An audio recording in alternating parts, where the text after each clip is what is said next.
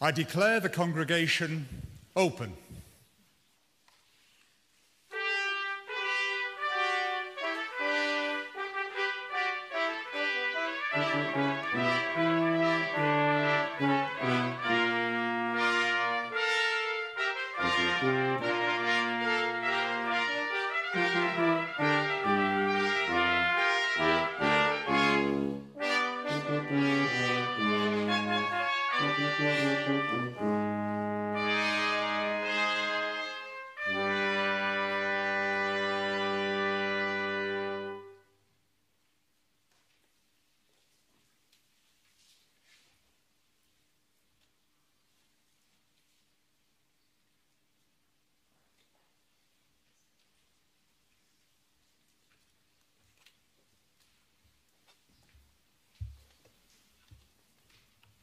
Members of the university, guests, and especially all of you graduating here today, it's an enormous pleasure to be able to welcome you on what is a very, very special day.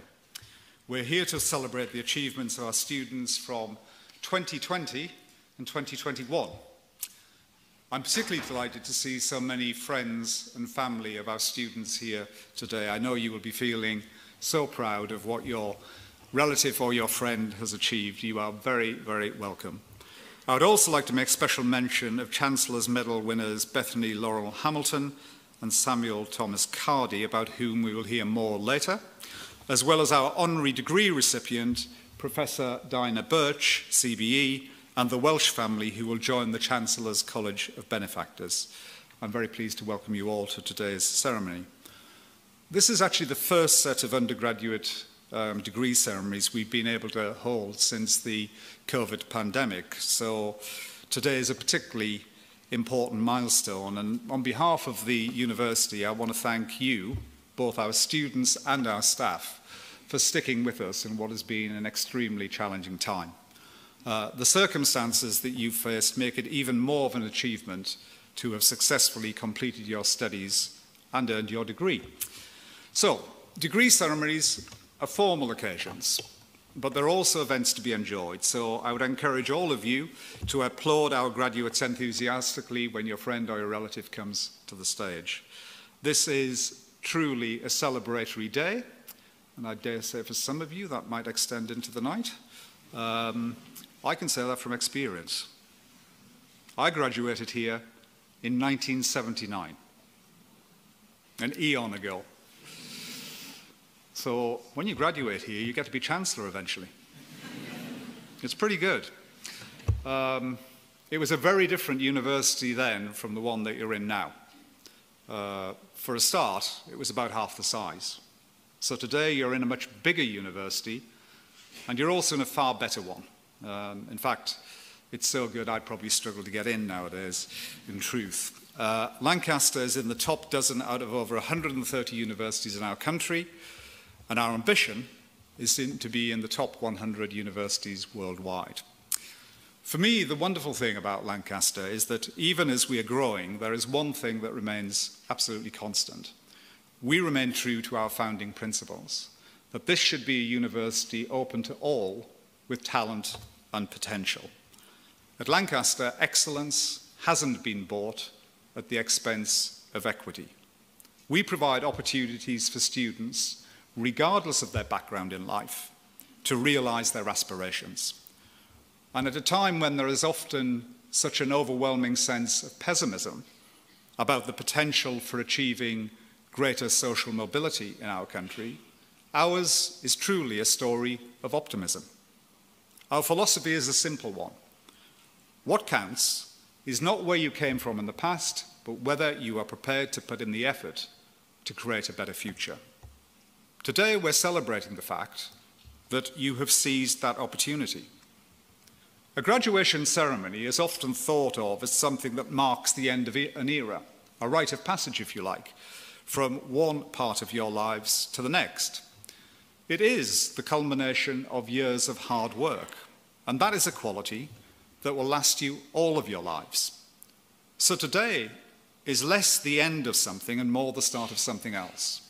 Not the closure of an old story, but the opening of a new chapter. What you have learned here, you will carry throughout your lives. Of course, if you've studied computing, you may decide to pursue a career in IT. If you've studied management, then you may well go into business. If you've studied politics, then frankly, heaven help you. But I think what you will find is that what you have acquired here is more than knowledge about a particular subject. I can't speak for all of you, but for myself as a graduate from Lancaster, this will always be the place that gave me the strongest possible foundations for my life and my career. It helped me on the way from growing up on a North East Council estate to having the privilege of serving in the UK's cabinet. My time here was truly a gift. It gave me skills way beyond my studies. How to learn, how to analyze, how to argue, how to question. It taught me, too, the relationship between effort and reward. If it's easy, it isn't really worth doing. It's the hard things in life that make you.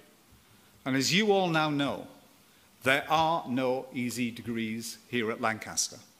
Everyone has to be earned through commitment, dedication, and sheer hard work. So today, we're not just celebrating your intelligence. We're celebrating the fact that you've proven you have the resilience to rise to a challenge and to beat it. That is just as well, because you're about to enter a world that is certainly not short of challenges. This is a period of profound global uncertainty, even volatility. It has been christened by some the era of perma-crisis. And it sometimes does feel that the world is lurching inexorably from one crisis to the next. I actually think it's more than that. Someone asked me recently, "Do you know what today is, Alan?" I thought I'd forgotten my wedding anniversary yet again. He then went on to say, "Today is the slowest day of the rest of your life." Think about it. Today is the slowest day of the rest of your life. What did he mean? He meant it isn't just the extraordinary scale of technological, economic, social change, environmental change. We're facing the hottest day of the year in history that the world is facing. It's the unprecedented pace at which change is happening. Navigating it successfully to create a better, and I hope a fairer world, requires above all else great leadership. Now, no doubt there will be different views in this hall about whether the world is blessed with that today. But I hope what we can all agree on is that this generation of young people before us They're the biggest source of hope for the future of our world. And what we sought to do here in these last few years is to equip this next generation of leaders, for that's what they are, with the right attributes to make a difference in the world, to be agile in their thinking, to be purposeful in their focus, and to be outward-looking in their demeanour. That is why Lancaster is and will remain a university that is open to the world. We believe in building bridges, not walls. We have a campus in China, another in Malaysia, one in Ghana, and our latest in Leipzig in Germany. We're unashamedly a global university. Here, on campus, we're incredibly proud of the fact that we welcome students from over 180 countries worldwide, and that our staff come from all parts of Europe and well beyond. The rich diversity they provide on campus not only brings huge benefits educationally, it prepares our students for life in what is increasingly a global society. There are no guarantees in life, of course, but the one thing I can promise all of you is that the degree you have earned from this university is a passport, should you choose to use it, to a lifetime of opportunity. Some say a degree is not worth the cost. Certainly, it is no longer a cheap option, and it involves, for very many families, real sacrifices. But in today's knowledge-based economy, the value of a good education is simply priceless. Today, all of you join a very special community.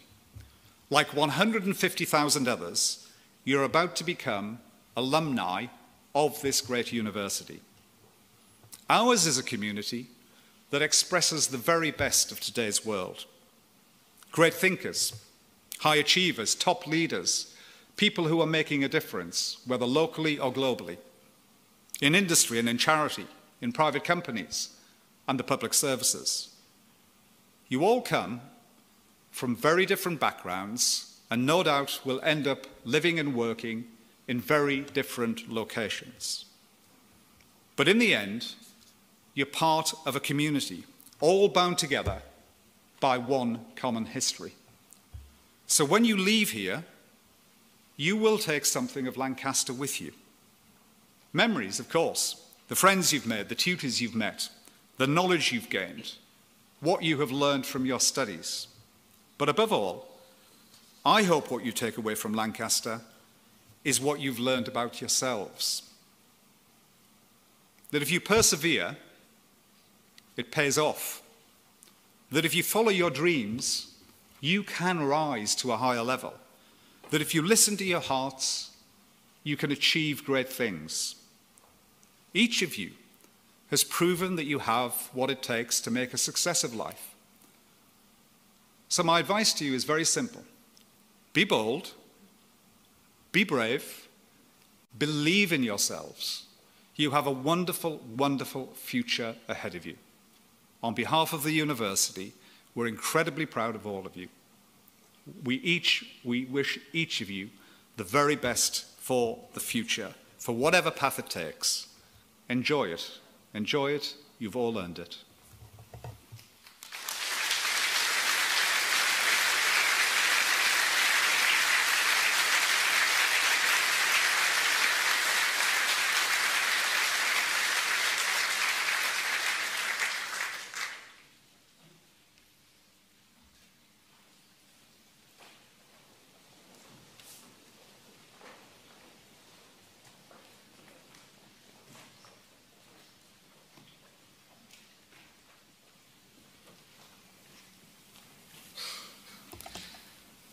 Chancellor, on behalf of the Senate, I present these members of County College who are worthy to receive first degrees of the university.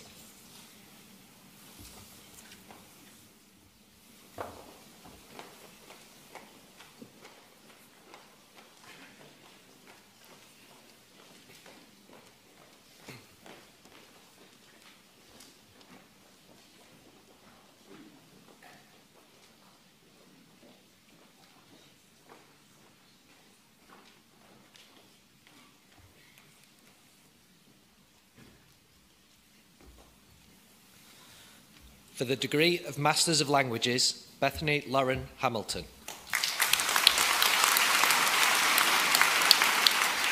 For the degree of Bachelor of Arts, India Kate Adcroft. Sarah Adewunmi. Tiernan Andrews O'Rourke. Amelia Mary Jane Ansell. Charlotte Armitage. Ashna Aurora. Abira Assad. Joseph Ashworth. Hannah Catherine Green. Lloyd Vincent Astley. Dara Jane Austin. Connie Axiotis. Margot Marie Arlett Badin. Jessica May Baird. Florence Helen Balderson. Samuel Bates Francis. Alison Pippa Bailey. Niall John Beattie. Holly May Bell. Kira Caroline Benzie. Joseph James Berry.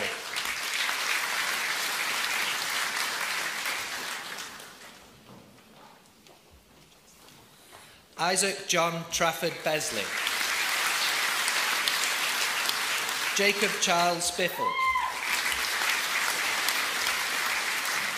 Samuel Edward Bleasdale.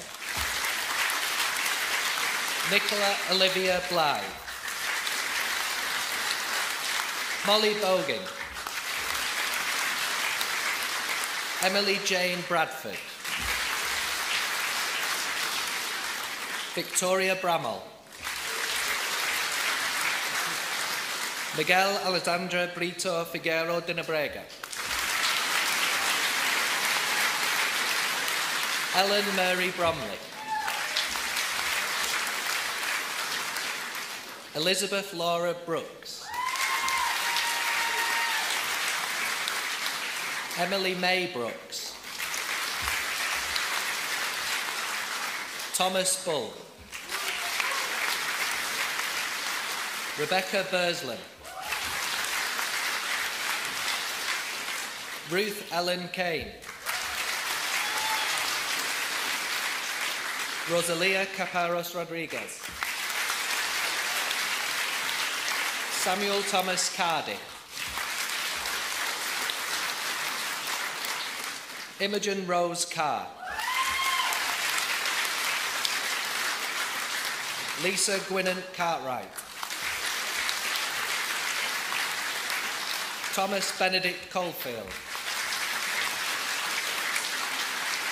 Shruti Chilakoti. James Andrew Clark. Max William Clark. Susanna Clegg. Eva Lily Colclough. Molly Elizabeth Connor. Caitlin Crossley. Rebecca Dacey. Harriet Ann Danskin. Ellen Catherine Derbyshire. Sonia Dembo.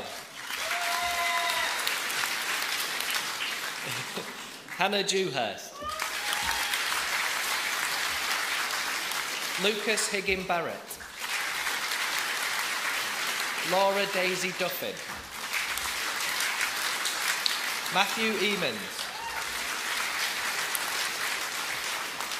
Maisie Isabel Edwardson. India Ellis. Imogen Darley Evans. Alice Emily Einon. Lois Amy Fairclough. Katie Elizabeth Thiderman. Sut Yao Fu. Francesca Giacomin. Claire Louise Gorman. Natalie Green. Mark Connor Greenway. Lily Gregory. Olivia Gresswell. Hannah Grimes. Hongai Go. Katie Elizabeth Hay. Kate Hall. Olivia Rose Hammond. Georgina Martha Harris. Neve Siobhan Sally Harrison. Rebecca Louise Hatton. Jonathan Ben Hawley. Ella Marie Heslop. Louisa Molly Hinks. Isabel Zoe Hollowbread Smith. Megan Catherine Horridge. Molly Jo Horsfield. Oliver Henry Howman. Chong Ying Hang. Sophie Susan Hull. Amber Tallulah Rose Hull. Joseph David Hull. Samantha Ann Humphreys. Joel Highland. Louis Raymond James. Holly Florence Japes Watton. Alexander James Philip Johnston. Benjamin Jones. Georgina Olivia Jones. Victoria Grace Joy. Amy Keith. Olivia Kenny. Evie Lauren Kerr. Iselin Nancy Neal. Reka Kutvolcha. Kiri May Lamb. Zoe Margaret Lowther. Ewan Thomas Lim. Rebecca Emily Lockwood. Okay. Ruth Ann Walbank.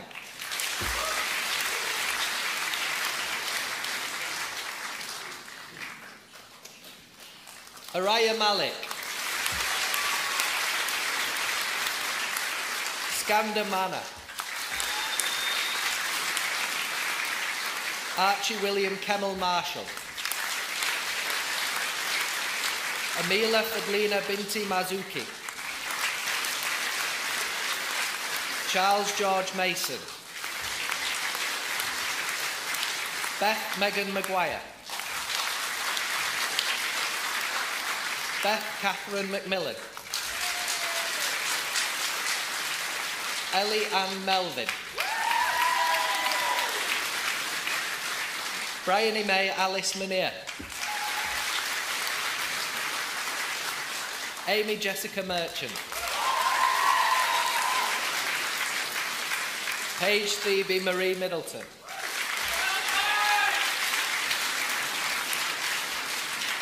Therese Marie Margaret Monaghan, sorry.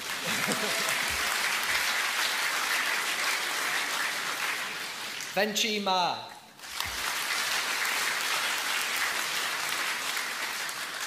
Kira Mairead Moriarty. Anastasia Grace Mullis. Jamila Munshi. Molly Nash. Elena Karina Negruzio. Joshua David North. Emily Violet Oldfield. Fergus Oliver. Rebecca Palagras. Nicholas Simon James Park. Seren Jane Parkman. Isabel Grace Parvin. Lucy Claire Patton. Robert Oliver Lancaster Paul. Nia Ellen Pearson. Robert Michael Peck. Niall Pitchford. Camille Jacqueline Aliette Powell. Daniel James Pugh. Iona Elizabeth Ramsey. Katrina Rachel Melissa Red. Lauren Teresa Redford. Emily Crystal Reed. Elizabeth Antonia Maria Dorothea Royce.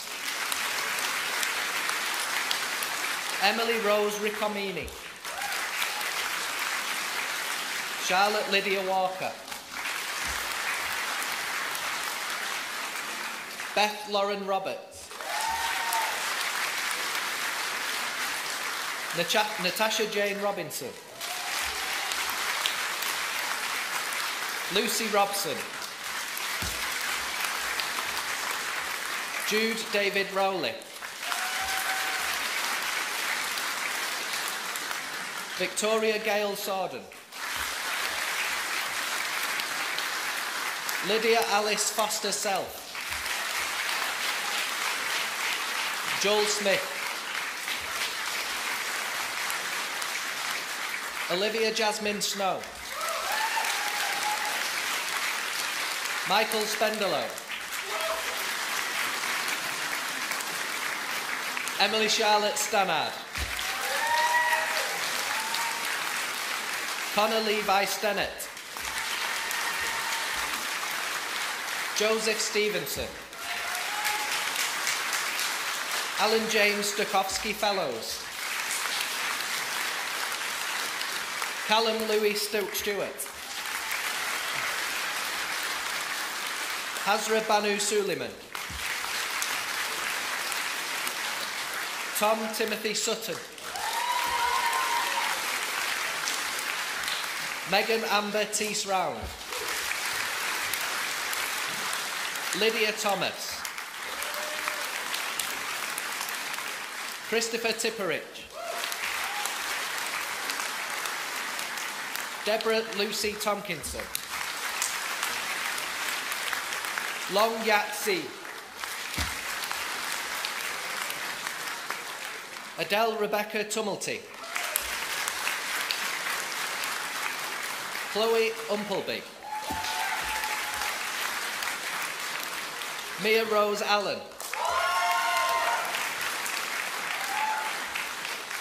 Fraser William Walker. Stephen Wallace. Ru Wang. Rebecca Wardrobe. Isabel Zara Warren. Emily Jane Watson. Joseph Alexander Werty. Madeline White. Angela Rose Wilby. Honor Grace Wildblood. Tom Williamson. Emma Charlotte Wood. Ling Jun Wong. Daniel Morgan Woodburn. Rebecca Susan Woods. Declan Wren. Siti Aliman Zara.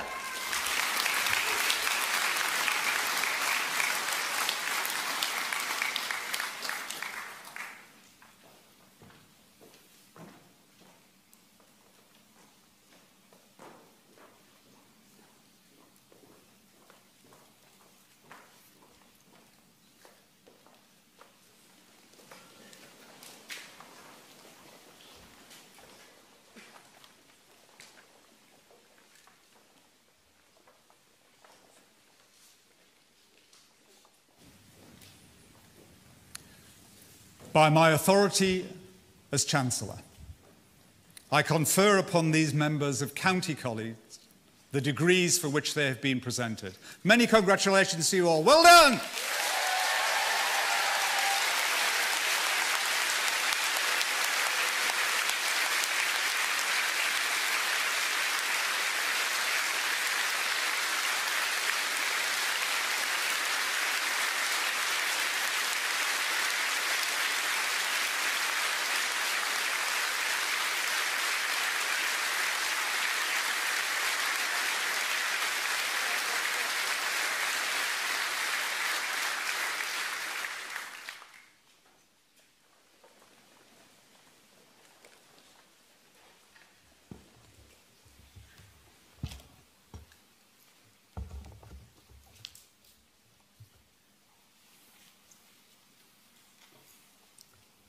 Chancellor, it is a privilege to recognise the Welsh family's commitment to Lancaster University by installing them in the Chancellor's College of Benefactors.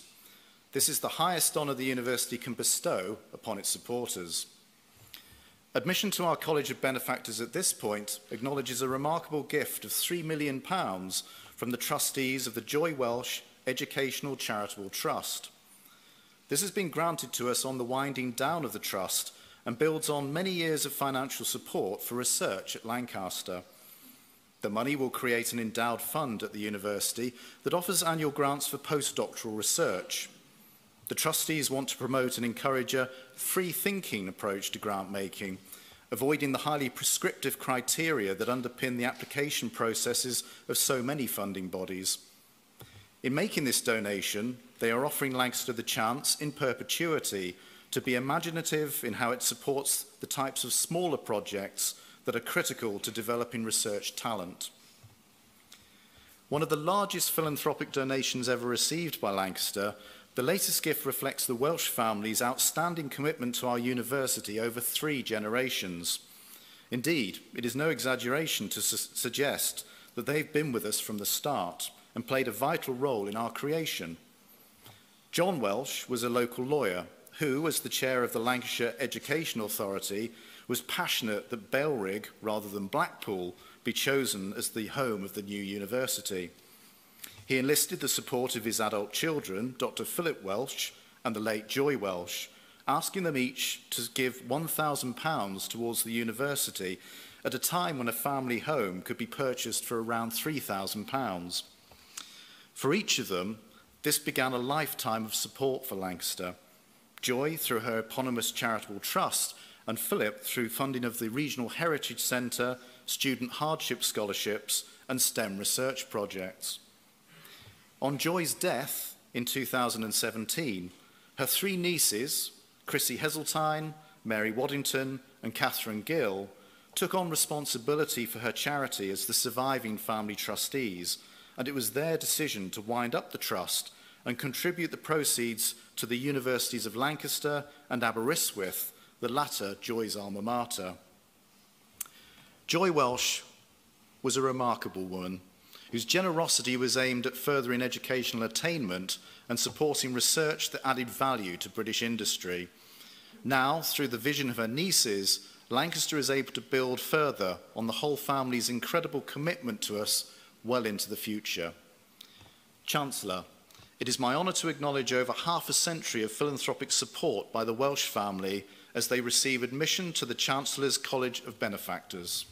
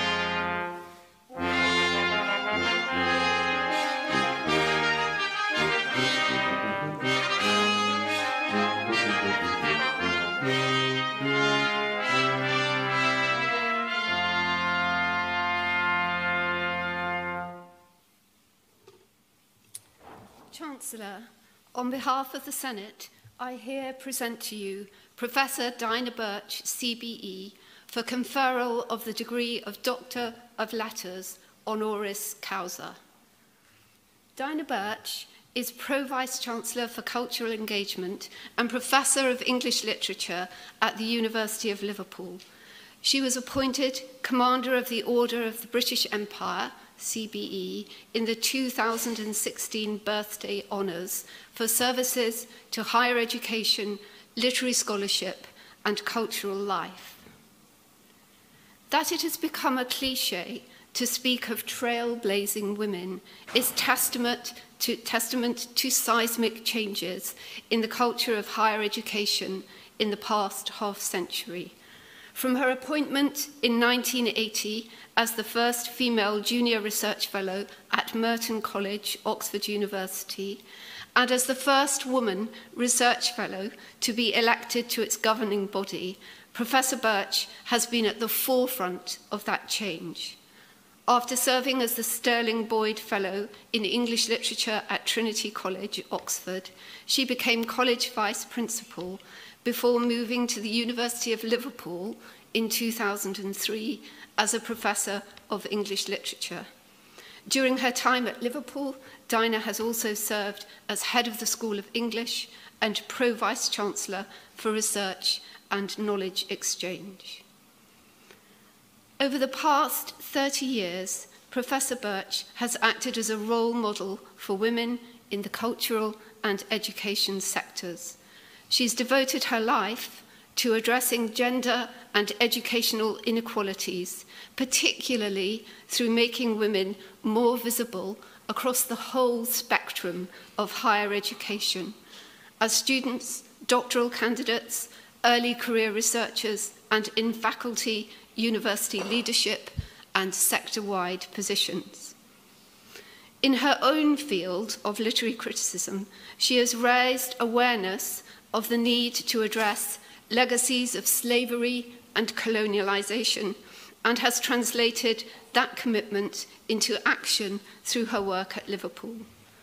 Her guiding principles of equal opportunity and inclusivity have seen her lead initiatives to widen access to education, strongly advocating for the sense of mutual responsibility we have for each other and for our communities.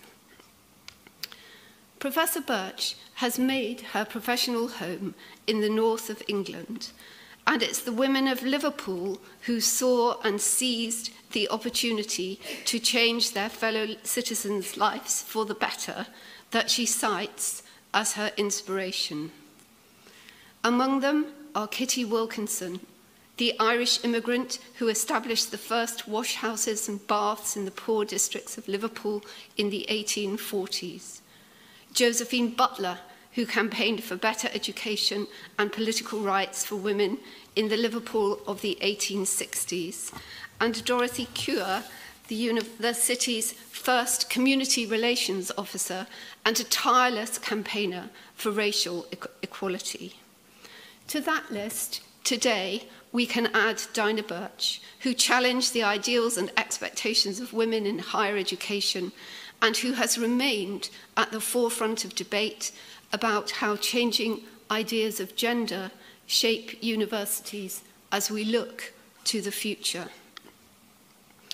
In addition to her work at the University of Liverpool, Professor Birch holds a multitude of leadership roles in academia and the cultural sector.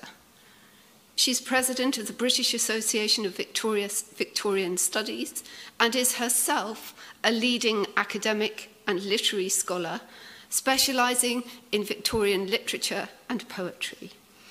She's the author of many books on this period, including studies of Charlotte Bronte, Emily Bronte, Charles Dickens, Elizabeth Gaskell, and the writer, artist, and radical thinker John Ruskin, to whom we will return in a moment. She has published on topics ranging from gender and to genre, biography to autobiography, to 19th century mythography, and the relationship between literature and the visual arts, to contemporary fiction and poetry. In December 2011, when she was named as a member of the jury for the 2012 Man Booker Prize, jury chair Sir Peter Stothard called Professor Birch, I quote, one of Britain's finest professional critics. Amongst Professor Birch's finest literary criticism is her examination of the Victorian writer and artist John Ruskin's troubled but creative relations with the University of Oxford, and how his radical views on education challenged the thinking of that male-dominated institution. Appointed as the first inaugural Slade Professor of Fine Art in Oxford, Ruskin was the first to give the defining feature of that professorship in 1870, the now famous annual Slade Lectures. That these were and remain open to all is a reminder of Ruskin's belief in the value of learning as part of the pulse of everyday life.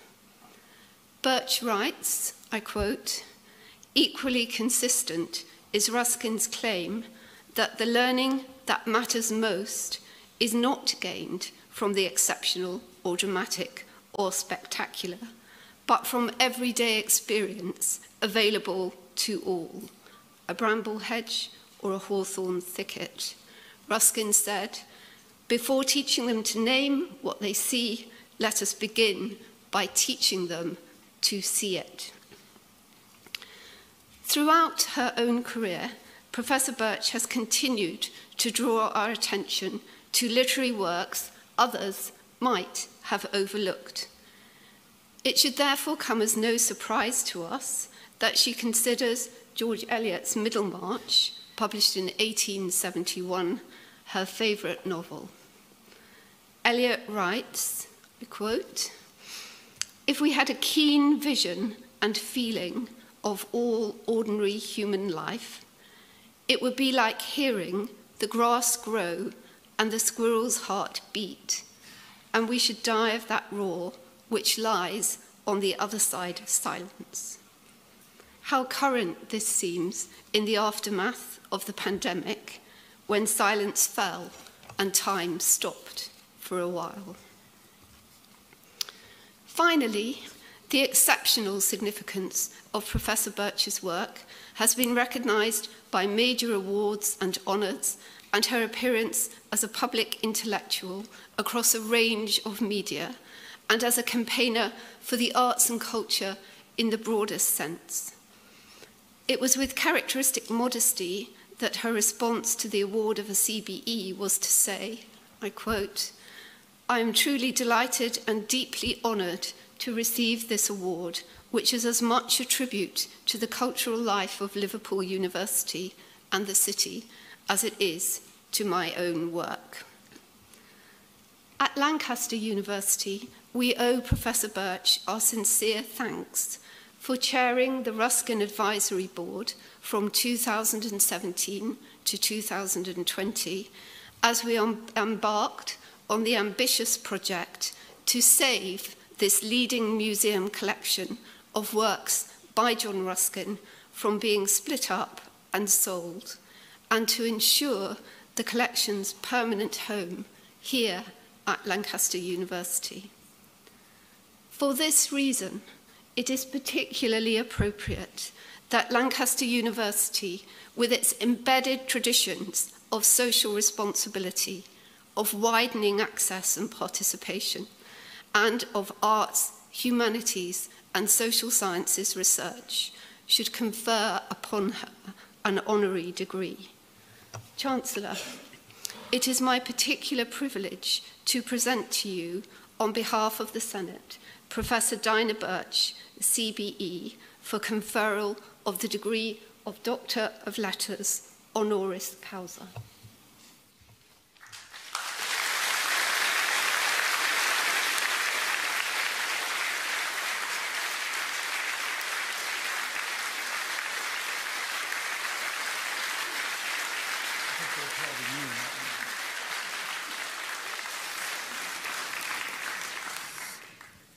By my authority as Chancellor, I confer upon you the degree of Doctor of Letters, honoris causa.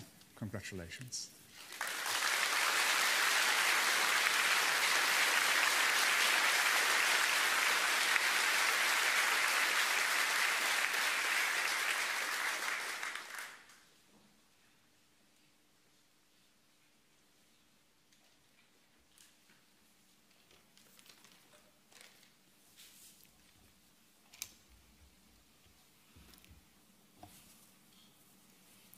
Chancellor, Vice-Chancellor, fellow members of the University and honoured guests, it is such a pleasure to be here in person and to see you all in 3D, not on a Zoom screen. Not only a pleasure, but a real honour to be able to share this very special day as a new graduate of Lancaster University.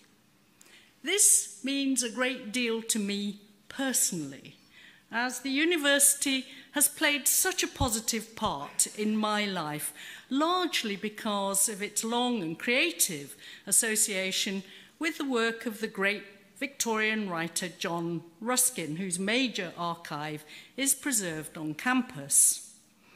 Lancaster University had the imagination and ambition to commission a wonderful building to house that material, and I don't doubt that everyone here has often walked past that distinguished building.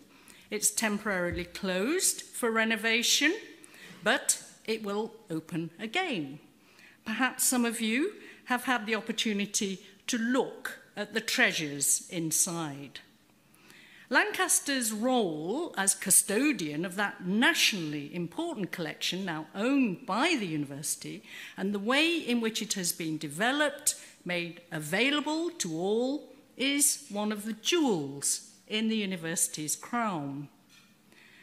But a building is only a building, after all, no matter how beautiful, no matter how significant. When I think of Lancaster University, what I think of always, the brilliant people that I've worked with over the years. Too many to list, though they do, of course, include Sandra Kemp, whose words you've just heard, director of the Ruskin. And Sandra, thank you for those very generous words. I must say, I hardly recognise myself. And all those who have worked on Ruskin in many different ways over the years in Lancaster and have immeasurably deepened our understanding of his legacy. And so it will be for you. Your time here will change your lives because of all that you've learned and the qualifications that you have earned.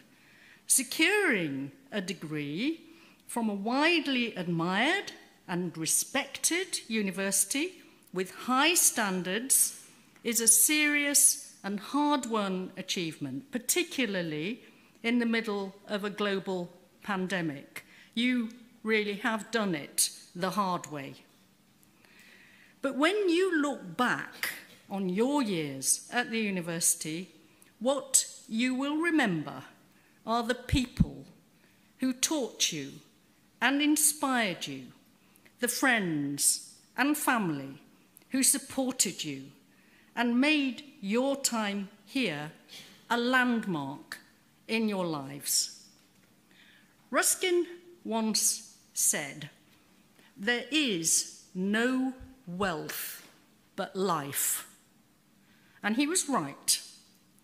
Lancaster University has given you all a richer life because of the generosity and humanity of its community.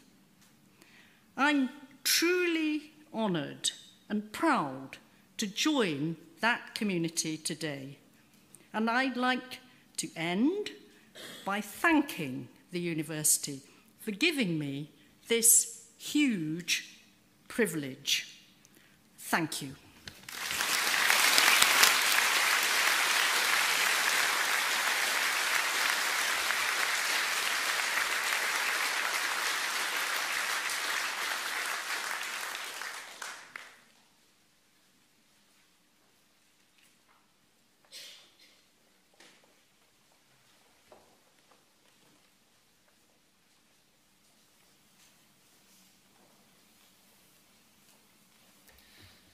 Chancellor, on behalf of the Senate, I present these members of County College who are worthy to receive first degrees of the university.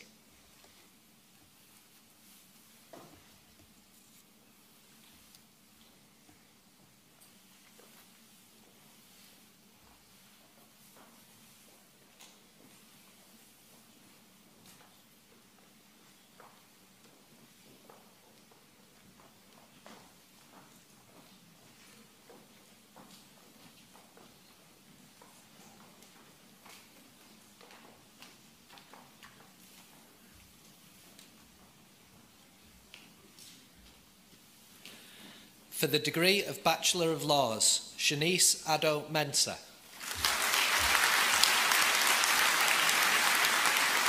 Mildred Ajacum. Skip Ballant.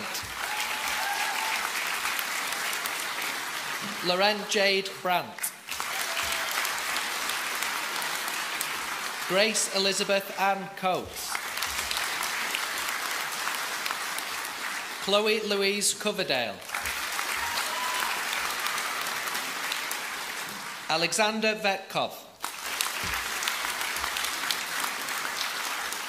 Rebecca Doherty. Bethany Jade Gerard. Lucy Hall.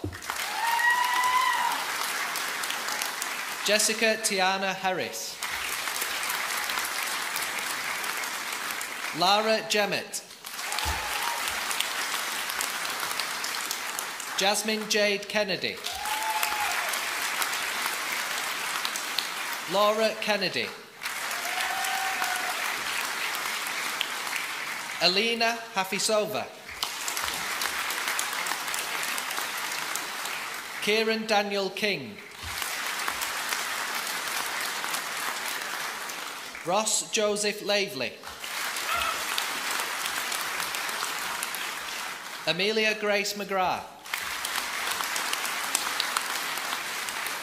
Molly Rose McMurty. Chelsea Louise Mitchell. Florence Aninwa Nuama. Amrita Panu. Serena Maya Patel. J. Gary Percy. Caitlin Lee Pinkney. Elizabeth Willow Pullman. James Rogers. Olivia Rebecca Rudgley. Benjamin David Oliver Thompson. Ellie Chakori. Nicholas Edmund William Turner. Max Abraham White.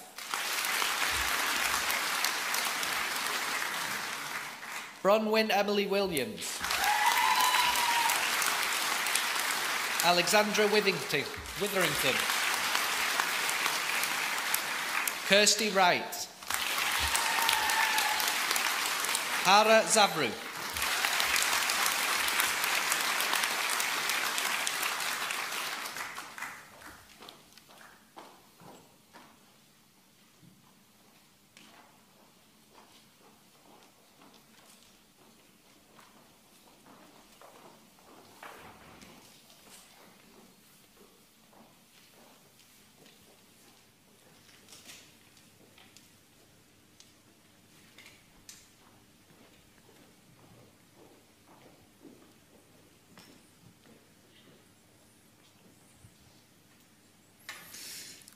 By my authority as Chancellor, I confer upon these members of County College the degrees for which they have been presented. Many congratulations to you all. Well done.